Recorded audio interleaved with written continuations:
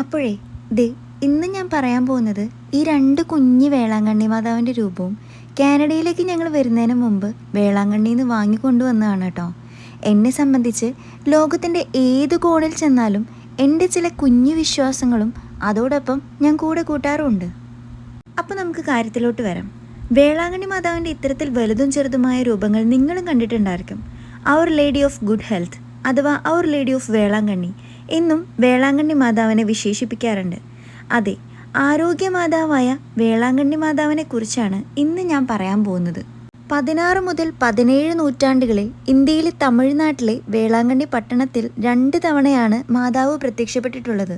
കുറച്ചുകൂടി മധുരമായി പറഞ്ഞാൽ, കടലും പുഴയും സംഗമിക്കുന്ന ഭൂമിയിൽ പട്ടുസാരി എടുത്ത് ഉണ്ണിയേശുവിനെ കൈകളിലേന്തിയുള്ള മാതാവിൻ്റെ തിരുരൂപം. അവിടെ പ്രാർത്ഥനയും കണ്ണീരും അർപ്പിച്ച് നാനാജാതിയിൽപ്പെട്ട വിശ്വാസികൾ എത്തിച്ചേരുന്ന ഇടം, അതെ, വേളാങ്കണ്ണി.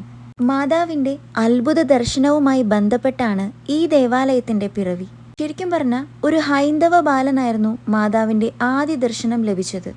അതിനുശേഷം മോരു വിൽപ്പനക്കാരനായ ഒരു മുടന്തൻ ബാലന് ദർശനം ലഭിക്കുകയും അവൻ ആരോഗ്യവാനാവുകയും ചെയ്തതോടെ മാതാവ് ആരോഗ്യമാതാ എന്നറിയപ്പെടാൻ തുടങ്ങി.